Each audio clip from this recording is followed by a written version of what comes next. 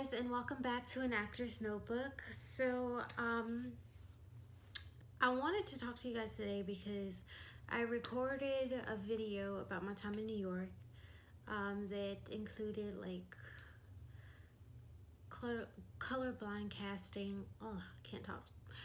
Colorblind casting and like this whole clause of everyone saying that they are inclusive and all this stuff.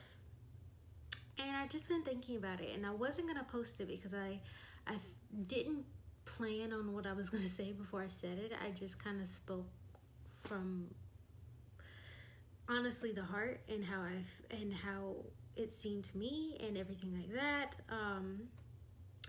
So I wasn't gonna post it, but I actually decided that I am gonna post it because I want to show you guys the real stuff. Like, I just don't want to always show you guys something that's planned or thought about or taken notes of or had like a bullet notes of what I was gonna say or anything like that. I just wanted to be honest with you guys for a moment. And I'm always honest with you guys. And honestly, this is an actor's note, but these are notes that I've found out through acting and through this line of work. And of course, my notes is going to be different from somebody else who is white or blonde or a man or a woman or Hispanic or Asian, or any, it's going to be different. So yeah, that was just one of my experiences. I do want to clarify a little bit because I felt like it was a bit of a downer. And I'm not here to make you guys feel bad or to make you guys question like your industry or anything like that. I mean, this is just the real world. You know, some things are just hard and unfair, and life is never fair for anyone. So I really hate this lighting right now, but we're gonna keep it anyway. So I'm just gonna be I'm still gonna be honest with you guys, but I also don't want you to think that every time you go on an audition and you're the only black person, that that's gonna be something that's bad. I never saw it as something that was bad. Actually, I had this talk with one of my friends who is African American female, and she told me how nervous she was to be in like any auditions where she was the only person of color. And I was like, why are you nervous? Like, at this point, I was young too. I'm gonna be honest, I was young.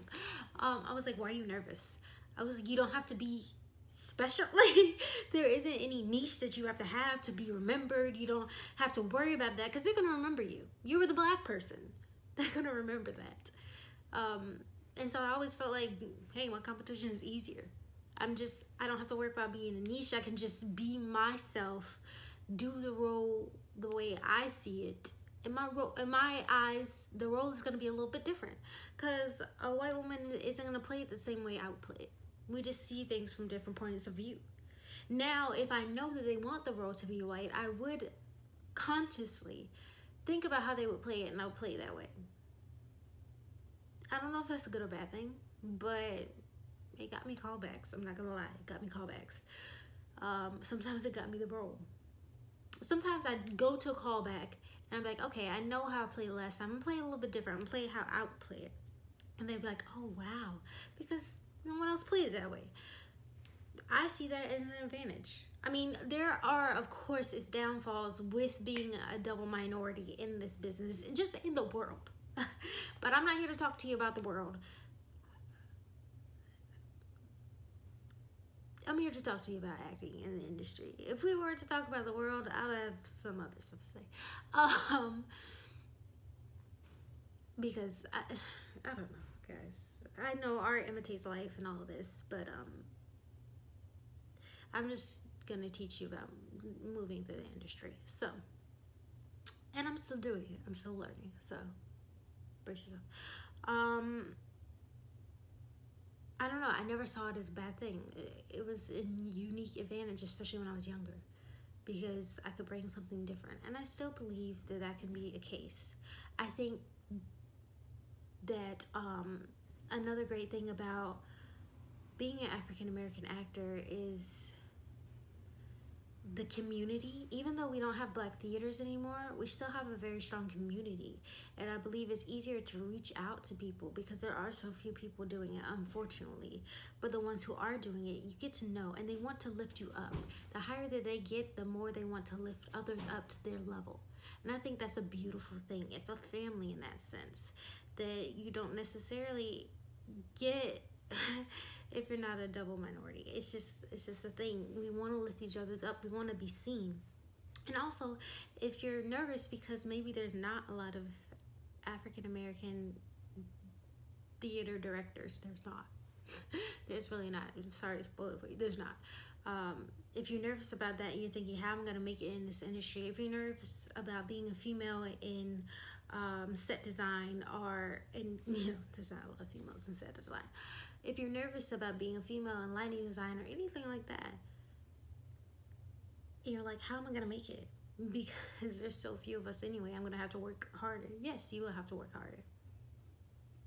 You will have to be 3 times what a normal person was. You're gonna have to work, have 3 times the resume, have 3 times the ambition, the guts, honestly. But that's only gonna make you better. That's only gonna make the work that you do that much more exciting and enlightening, because you had to work harder, so you learned more, you grew more. Your things will be at a different level, a different standard. And they'll be like, oh my gosh, I have to have this person. Because you're the best. Even if you're not a man, you're the best. Because you had to work harder. Sometimes, I feel like women were built in fire. And it was for a reason. It's so that we can burn everything else to the ground as soon as we come out. Because we learned how to endure. We found beauty in pain, and we have been crushed enough times for it to make us diamonds. So don't ever feel like just because there's not enough representation out there that you can't do it. Be your own representation. Be a representation for the millions of other little girls who look exactly like you. Be a representation for the millions of people with disabilities. Be a representation for the millions of people who are mute or who are deaf.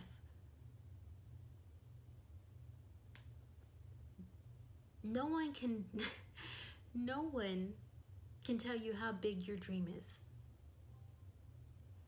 And if someone says that you can't do it, they are giving you permission to quit. Do not give them the ability to be put in a place where they can give you permission. You don't need anyone else's permission but your own. Only you can decide if you are going to quit or if you're going to keep going. Yes, people are telling you no. You get maybe 1,000 no's and you think, oh, I've reached 1,000 no's. That gives me permission to quit. No, it doesn't. You don't have permission to quit. Not from me, and you shouldn't have it from yourself. You go out into that world and you show them everything that you are made of. Everything that the fire has built you to become. Anyway, that's all I had to say. And if you want to see more representation, make it. Tyler Perry didn't wait for people to say yes. He made his own place. Crazy Rich Asians was a beautiful film, but there should be more of it. Black Panther was an amazing film, but there should be more of it. Make it. Write it. Light it. Direct it. Make it possible. And don't give anyone else permission over your dreams. It's gonna be tough, but what in life isn't? I'm gonna be completely honest. What in life isn't? Thank you guys. Yeah, I hope I helped a little bit. Bye.